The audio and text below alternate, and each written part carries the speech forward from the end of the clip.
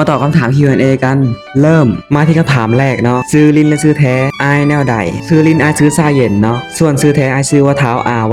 วังแซลีนามสกุลหวังสีเจ้าคำถามต่อไปพี่เป็นเกย์ไหมโอ้ไม่น้องพี่ไม่ใช่เกย์นะคะคำถามต่อไป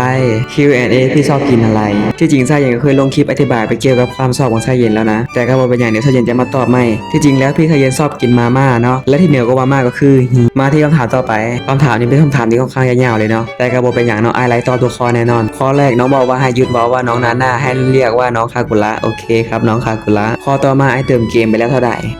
เรื่องเติมเกมเนี่ยไอก็จำบ่ได้ว่าไอเติมไปเท่าไหร่แต่ก็น่าจะบ่ค่อยหลายเพราะว่าไอบ่ค่อยจะเน้นเติมมาได้นะข้อที่3สอนลินแฟนนี่แน่เรื่องลินแฟนนี่อาจจะยังนานเพราะว่าไอก็เล่นบ่เป็นคือกันและข้อที่4ข้อสุดท้ายให้เรียกน้องว่าคาน่าโอเคจ้าน้องคาน่าคำถามต่อไปไอเป็นเกย์บอไอบ่แม่นเกย์เด้อน้องชายไอก็แค่บุคลากรคนหนึงที่มีต่อไปดูอันยาวๆนะคำถามต่อไปไอมีแฟนแล้วบ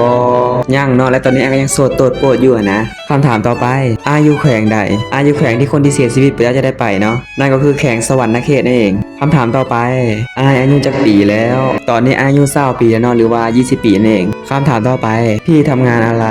พี่ทำงานเป็นช่างจ้ะช่างมันเถอะหยอกพี่เป็นช่างยนต์จ้าคำถามต่อไปเล่นเกมน้องได้บอได้อยู่แล้วเนาะเดี๋ยวเวลาไหนไออ่อนเดี๋ยวไอจะเชิญไปเด้อคำถามต่อไปสิไลบออีหยังนี่ข้ามคำถามต่อไปมาแบกกูแน่โอเคเดี๋ยวกูไปแบกเด้อบังหำคำถามต่อมาลินเกมนำได้บอ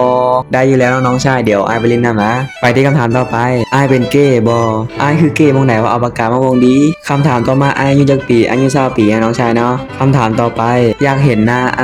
ได้อยู่แล้วน้องชายเดี๋ยวเอาเป็นว่าเดี๋ยวผู้ติดตามไอฮอน11,000เดี๋ยวไอจะมาเปิดหน้าแล้วกันนะคำถามต่อไปไอมีแฟนแล้วบอไอยังโสดอยู่เด้อไปที่คำถามต่อไปกันต่อเนาะติดตามกับได้บอได้เนาะเดี๋ยวไปติดตามกับให้นะคำถามต่อไปอายุจักปีอายุ20 ปีแล้วจ้า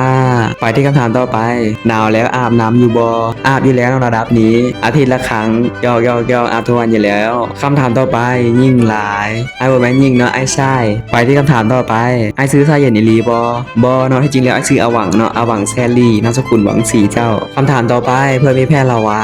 ยังจ้ายังโสดอยู่เพราะว่าบ่มีใครเอานะคำถามต่อไป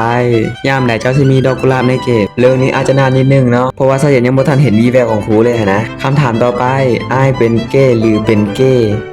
น้องกาจะบอกให้รอดกับคำว่าเก้เลยหรือก็ได้น้องงั้นไอ้ขอเป็นเก้ที่นี่ตัวไปดู56แล้วกันคำถามต่อไปไอ้เล่นเกมโมบายจักโมง